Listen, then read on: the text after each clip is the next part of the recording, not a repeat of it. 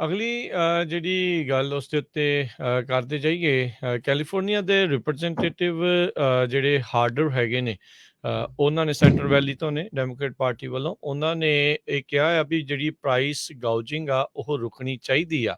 ਇਹ ਜਿਹੜੇ representative harder ਉਹਨਾਂ ਨੇ ਕਿਹਾ ਕਹਿੰਦੇ ਵੀ ਖਾਸ ਕਰਕੇ ਜਿਹੜੇ ਗੈਸ ਪ੍ਰਾਈਸਿਸ ਨੂੰ ਲੈ ਕੇ ਚੱਲ ਰਹੀ ਆ। ਕਹਿੰਦੇ ਵੀ ਆਇਲ ਇੰਡਸਟਰੀ ਨੇ 2021 ਦੇ ਵਿੱਚ 174 ਬਿਲੀਅਨ ਡਾਲਰ ਦੇ ਪ੍ਰੋਫਿਟ ਜਿਹੜੇ ਆ ਉਹ ਕਮਾਏ ਨੇ। ਐਕਸਨ ਮੋਬਾਈਲ ਦੇ ਰੈਵਨਿਊ 57% ਵਧੇ ਆ, ਸ਼ੈਵਰੋਨ ਦੇ 84%, ਸ਼ੈਲ ਦੇ 49% ਤੇ ਬੀਪੀ ਦੇ 45% ਜਿਹੜੇ ਉਹ ਵਧੇ ਆ।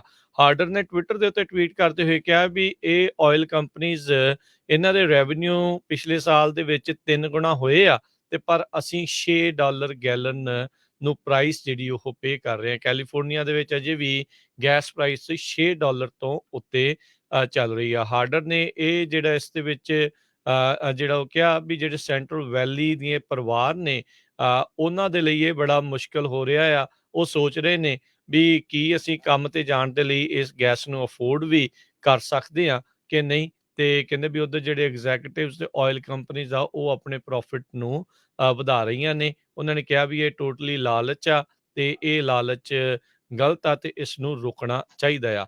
ਕੱਲ ਪ੍ਰਾਈਸ ਗਾਊਜਿੰਗ ਦੇ ਉੱਤੇ ਸੈਨੇਟ ਦੇ ਵਿੱਚ ਵੀ ਇੱਕ ਬਿੱਲ ਆਇਆ ਸੀਗਾ ਵੀ ਪ੍ਰਾਈਸ ਜਿਹੜੀ ਲਗਾਤਾਰ ਗੈਸ ਦੀ ਜਿਹੜੀ ਇਸ ਤਰੀਕੇ ਦੇ ਨਾਲ ਵੱਧ ਰਹੀ ਆ ਵੀ ਉਸ ਦੇ ਉੱਤੇ ਕੋਈ ਰੋਕ ਜਿਹੜੀ ਉਹ ਲੱਗੇ, ਪਰ ਉਹ ਜਿਹੜਾ ਬਿੱਲ ਆ ਉਹ ਫੇਲ ਹੋ ਗਿਆ ਸੀਗਾ।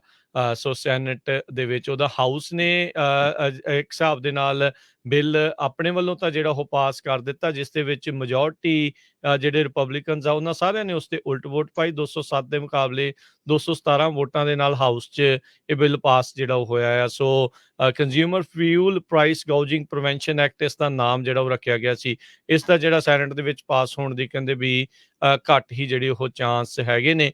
ਪਰ ਮੁੱਦਾ ਕੱਲ ਦਾ ਇਹ ਜਿਹੜਾ ਉਹ ਚੱਲ ਰਿਹਾ ਹੈਗਾ ਆ ਵੀ ਐਨਰਜੀ ਕੰਪਨੀਜ਼ ਪ੍ਰਾਈਸ ਗਾਊਜਿੰਗ ਜਿਹੜੀਆਂ ਉਹ ਕਰ ਰਹੀਆਂ। ਸੋ ਕਿਤੇ ਨਾ ਕਿਤੇ ਬਾਈਡਨ ਪ੍ਰਸ਼ਾਸਨ ਤੇ ਡੈਮੋਕ੍ਰੇਟਸ ਇਹ ਕਹਿਣ ਦੀ ਹੁਣ ਕੋਸ਼ਿਸ਼ ਕਰ ਰਹੇ ਆ ਵੀ ਇਹ ਵਧੀਆਂ ਹੋਈਆਂ ਕੀਮਤਾਂ ਦੇ ਵਿੱਚ ਆਇਲ ਕੰਪਨੀਜ਼ ਦਾ ਜਿਹੜਾ ਉਹ ਦੋਸ਼ ਆ ਆਪਣੇ ਤੋਂ ਬਲੇਮ ਝਾੜ ਕੇ ਇਹਨਾਂ ਕੰਪਨੀਆਂ ਦੇ ਉੱਤੇ ਪਾਉਣ ਦੀ ਇਹ ਜਿਹੜੀ ਕੋਸ਼ਿਸ਼ ਚੱਲ ਰਹੀ ਆ। ਇਸ ਬਿੱਲ ਦੇ ਤਹਿਤ ਫੈਡਰਲ ਟ੍ਰੇਡ ਕਮਿਸ਼ਨ ਦੇ ਕੋਲ ਉਹਨਾਂ ਸ਼ਕਤੀਆਂ ਨੂੰ ਵਧਾਇਆ ਜਾਣਾ ਸੀਗਾ ਜਿਸ ਦੇ ਨਾਲ ਇਹ ਇਨਵੈਸਟੀਗੇਸ਼ਨ ਕਰ ਸਕਦੀ ਆ ਜਿਹੜੀ ਪ੍ਰਾਈਸ ਗਾਊਜਿੰਗ ਆ ਆਇਲ ਤੇ ਗੈਸ ਕੰਪਨੀਆਂ ਦੇ ਬਾਬਤ। ਸੋ ਇਸ ਦੇ ਨਾਲ 4 ਜਿਹੜੇ ਡੈਮੋਕ੍ਰੇਟਸ ਆ ਉਹਨਾਂ ਨੇ ਵੀ ਇਸ ਬਿੱਲ ਦਾ ਜਿਹੜਾ ਉਹ ਵਿਰੋਧ ਕੀਤਾ ਸੀ। ਇਸ ਦਾ ਸੈਨੇਟ ਦੇ ਵਿੱਚ ਪਾਸ ਹੋਣ ਦੇ ਕਾਫੀ ਘੱਟ ਚਾਂਸਸ ਨੇ।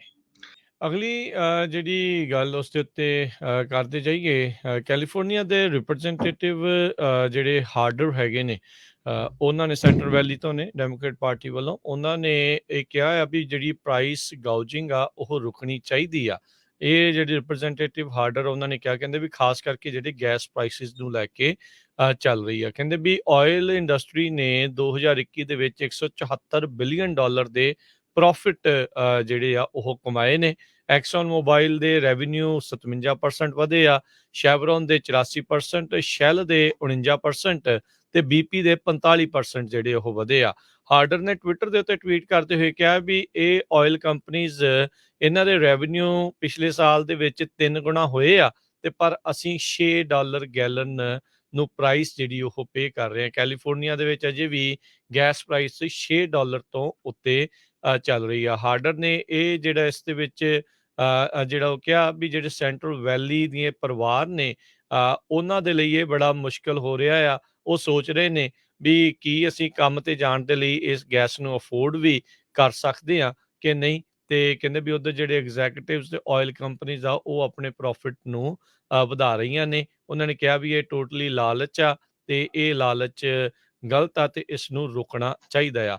ਕੱਲ ਪ੍ਰਾਈਸ ਗਾਊਜਿੰਗ ਦੇ ਉੱਤੇ ਸੈਨੇਟ ਦੇ ਵਿੱਚ ਵੀ ਇੱਕ ਬਿੱਲ ਆਇਆ ਸੀਗਾ ਵੀ ਪ੍ਰਾਈਸ ਜਿਹੜੀ ਲਗਾਤਾਰ ਗੈਸ ਦੀ ਜਿਹੜੀ ਇਸ ਤਰੀਕੇ ਦੇ ਨਾਲ ਵੱਧ ਰਹੀ ਆ ਵੀ ਉਸ ਦੇ ਉੱਤੇ ਕੋਈ ਰੋਕ ਜਿਹੜੀ ਉਹ ਲੱਗੇ, ਪਰ ਉਹ ਜਿਹੜਾ ਬਿੱਲ ਆ ਉਹ ਫੇਲ ਹੋ ਗਿਆ ਸੀਗਾ। ਸੋ ਸੈਨੇਟ ਦੇ ਵਿੱਚ ਉਹਦਾ ਹਾਊਸ ਨੇ ਇੱਕ ਹਿਸਾਬ ਦੇ ਨਾਲ ਬਿੱਲ ਆਪਣੇ ਵੱਲੋਂ ਤਾਂ ਜਿਹੜਾ ਉਹ ਪਾਸ ਕਰ ਦਿੱਤਾ, ਜਿਸ ਦੇ ਵਿੱਚ ਮੈਜੋਰਟੀ ਜਿਹੜੇ ਰਿਪਬਲਿਕਨਸ ਆ ਉਹਨਾਂ ਸਾਰਿਆਂ ਨੇ ਉਸ ਤੇ ਉਲਟ ਵੋਟ ਪਾਈ। 207 ਦੇ ਮੁਕਾਬਲੇ 217 ਵੋਟਾਂ ਦੇ ਨਾਲ ਹਾਊਸ 'ਚ ਇਹ ਬਿੱਲ ਪਾਸ ਜਿਹੜਾ ਉਹ ਹੋਇਆ ਆ। So consumer fuel price gouging prevention act ਇਸ ਦਾ ਨਾਮ ਜਿਹੜਾ ਉਹ ਰੱਖਿਆ ਗਿਆ ਸੀ। ਇਸ ਦਾ ਜਿਹੜਾ ਸੈਨੇਟ ਦੇ ਵਿੱਚ ਪਾਸ ਹੋਣ ਦੀ ਕਹਿੰਦੇ ਵੀ ਘੱਟ ਹੀ ਜਿਹੜੇ ਉਹ ਚਾਂਸ ਹੈਗੇ ਨੇ।